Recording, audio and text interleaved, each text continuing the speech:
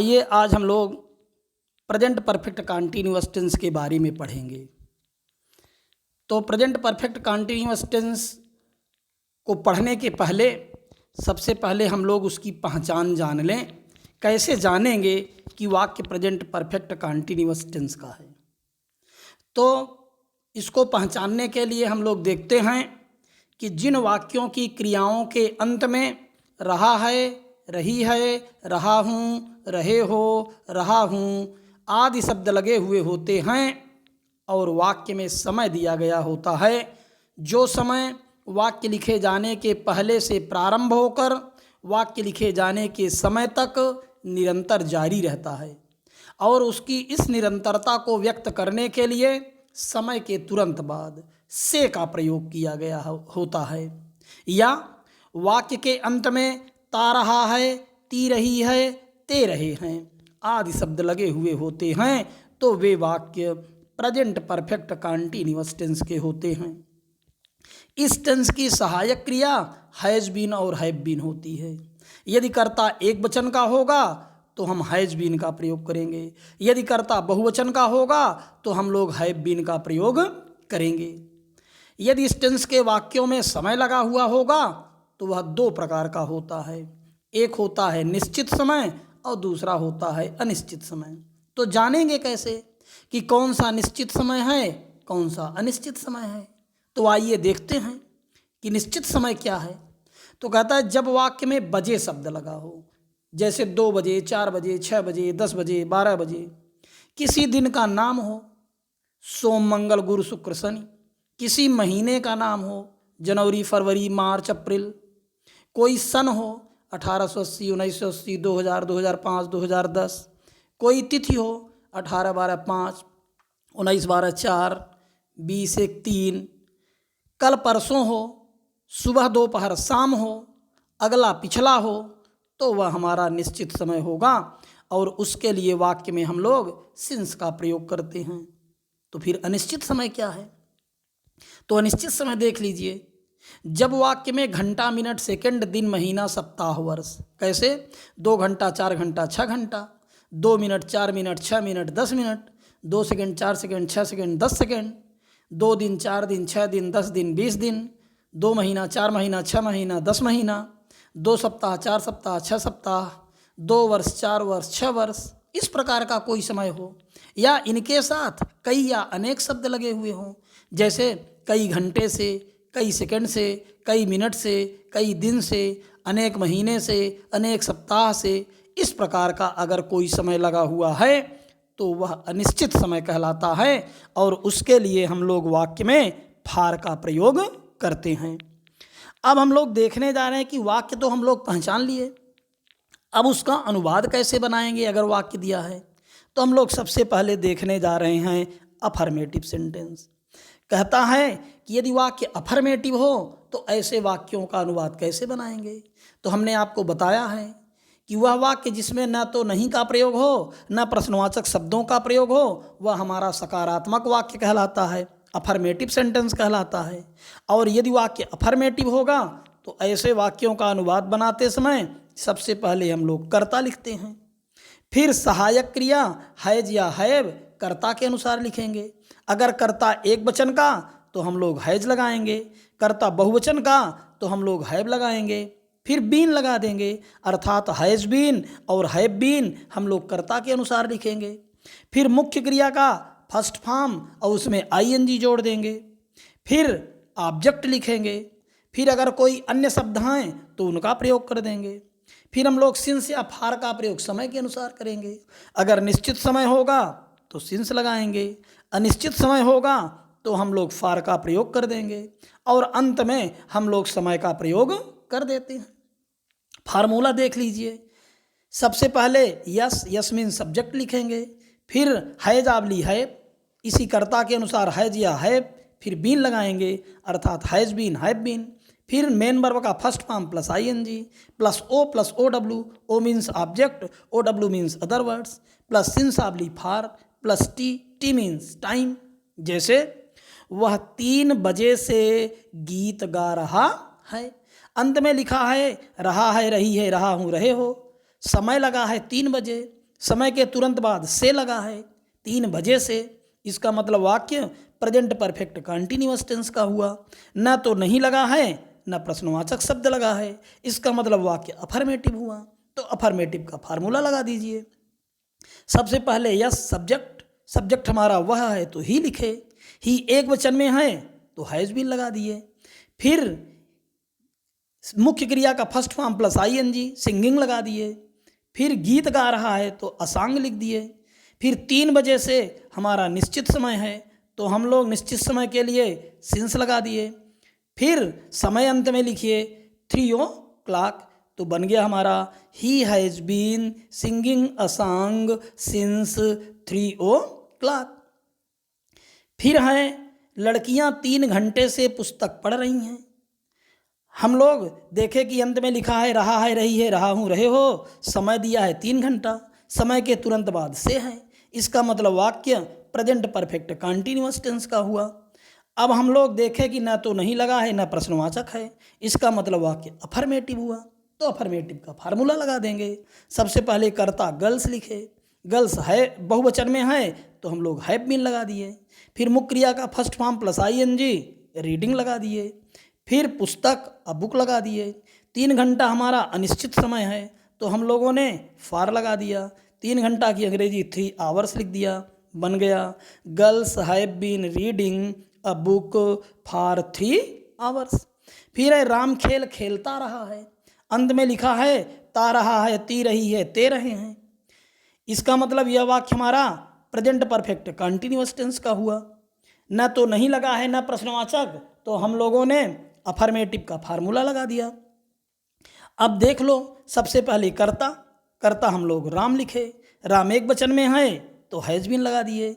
मुख्य क्रिया का first form plus ING playing लगा दिए। खेल अ गेम लगा दिए। अब इसमें कोई अदर वर्ड्स या समय नहीं है तो फुल स्टॉप लगा दिए, बन गया Ram has been playing a game. अब हम लोग देखने जा रहे हैं निगेटिव सेंटेंस। यदि वाक्य में न नहीं या मत लगा हुआ हो तो ऐसे वाक्य का अनुवाद हम लोग कैसे करेंगे? तो ऐसे वाक्यों का अनुवाद बनाते समय सबसे पहले हम लोग कर्ता लिखते हैं, फिर सहायक क्रिया हैज या हैव कर्ता के अनुसार लिखेंगे, फिर नॉट, फिर बीन। हमने आपको बताया है कि यदि 2 या 2 से अधिक शब्दों की सहायक क्रियाएं होती हैं तो निगेटिव और इंट्रोगेटिव में वे आपस में अलग अलग हो जाएंगी। अर्थात has not been, have not been कर्ता के अनुसार लिखेंगे। फिर हम लोग मुख्य क्रिया का फर्स्ट फॉर्म लगाएंगे, उसमें आईएनजी जोड़ देंगे, फिर ऑब्जेक्ट लिखेंगे, फिर अन्य शब्द लिखेंगे, फिर सिंस या फार समय के अनुसार लिखेंगे। निश्चित समय होगा तो सिंस लगाएंगे, अनिश्चित समय होगा तो फार लगाएंगे, और अंत में हम लोग समय का प्रयोग कर देते हैं। तो फार्मूला देख लीजिए। सबसे पहले यस सब्जेक्ट लिखेंगे, फिर हैज या हैव कर्ता के अनुसार लिखेंगे, प्लस नॉट लिखेंगे, प्लस बीन लिखेंगे। यहाँ अब हमारा वाक्य निगेटिव था तो सहायक क्रिया has not been, have not been हो गई। फिर हम लोग मुख्य क्रिया का फर्स्ट फॉर्म प्लस आईएनजी लिखेंगे, फिर ऑब्जेक्ट लिखेंगे, फिर OW अदर वर्ड्स लिखेंगे, फिर सिंस फार लिखेंगे, फिर हम लोग अंत में टी टाइम का प्रयोग कर देंगे। कैसे? उदाहरण देख लीजिए। वे कल से तुम्हारा काम नहीं कर रहे हैं, अंत में लिखा है रहा है रही है रहा हूँ रहे हो, समय है कल, कल के बाद से लगा है, इसका मतलब वाक्य हमारा प्रेजेंट परफेक्ट कंटीन्यूअस टेंस का हुआ। नहीं भी लगा है मतलब निगेटिव हुआ, तो हम प्रेजेंट परफेक्ट कंटीन्यूअस टेंस के निगेटिव का फार्मूला लगा देंगे।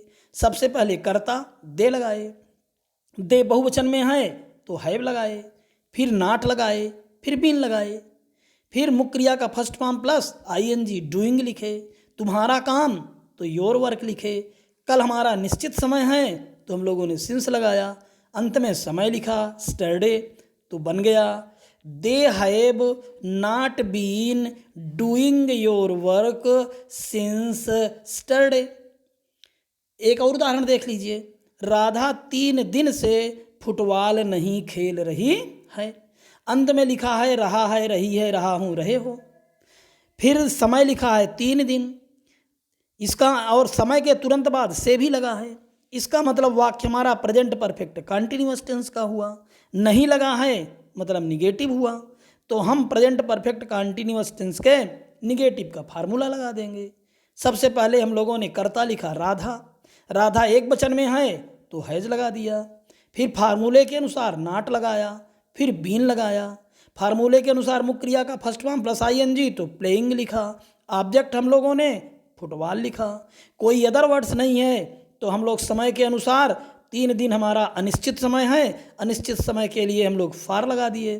फिर 3 दिन 3 डेज लिख दिए, बन गया Radha has not been playing football for 3 days. अब हम लोग देखने जा रहे हैं इंट्रोगेटिव वाक्य, प्रश्नवाचक वाक्य।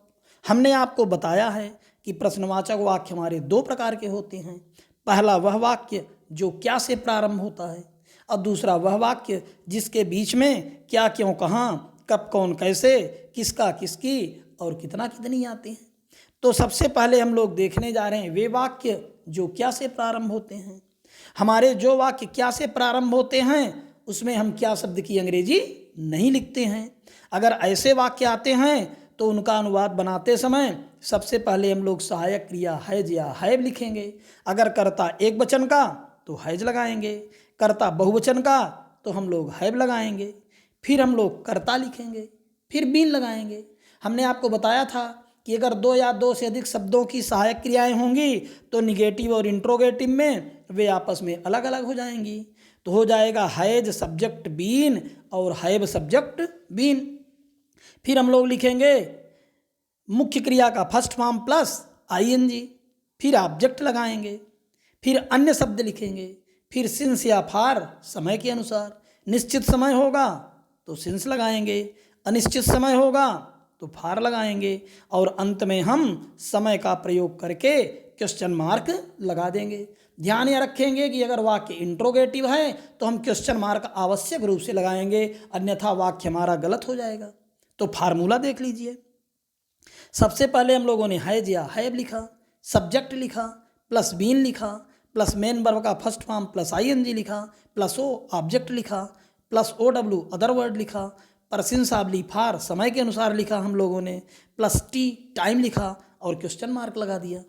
तो देख लीजिए, क्या सीता सुबह से खाना खा रही है? अंत में लिखा है रहा है रही है रहा हूँ रहे हो, समय लगा है सुबह, समय के तुरंत बाद से सुबह से। इसका मतलब वाक्य हमारा प्रेजेंट परफेक्ट कंटीन्यूअस टेंस का हुआ। क्या से प्रारंभ है मतलब पहले प्रकार का इंट्रोगेटिव हुआ। तो फार्मूला लगा दीजिए।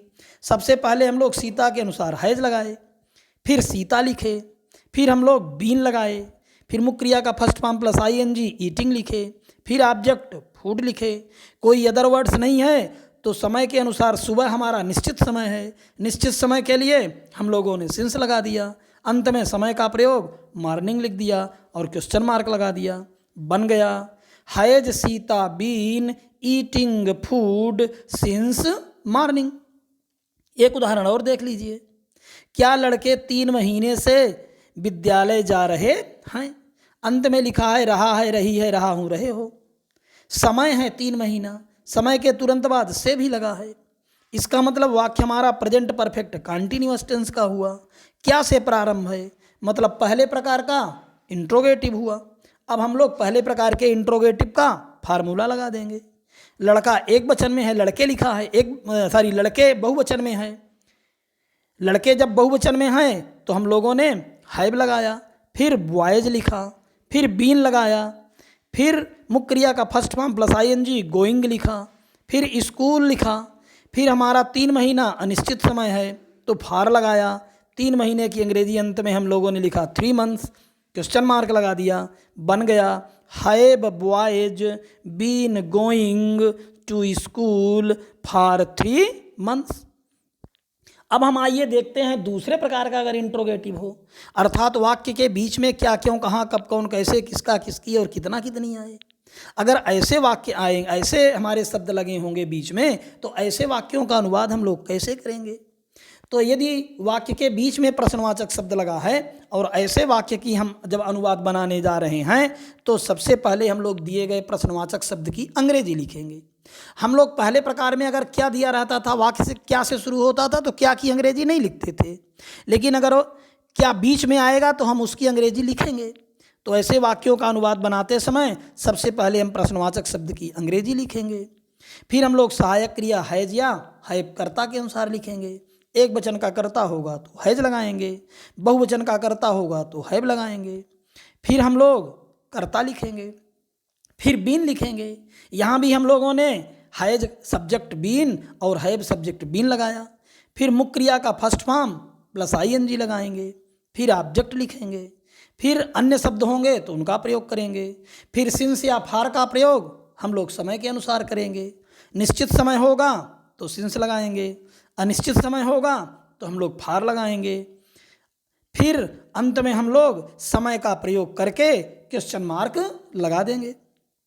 फार्मूला देख लीजिए। सबसे पहले Q W means questioning word, प्रश्नवाचक शब्द लिखेंगे, प्लस हैज आबली हैव लगाएंगे, प्लस यस सब्जेक्ट लिखेंगे, plus been, plus main verb का फर्स्ट फॉर्म प्लस आईएनजी लिखेंगे, प्लस ओ ऑब्जेक्ट लिखेंगे, plus O W other words लिखेंगे, प्लस सिंस आबली फार, प्लस टी टाइम लिखेंगे।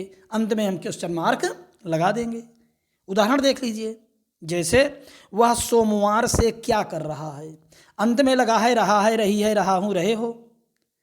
फिर समय है सोमवार, सोमवार के तुरंत बाद से है, इसका मतलब वाक्य हमारा प्रेजेंट परफेक्ट कंटिन्यूअस टेंस का हुआ।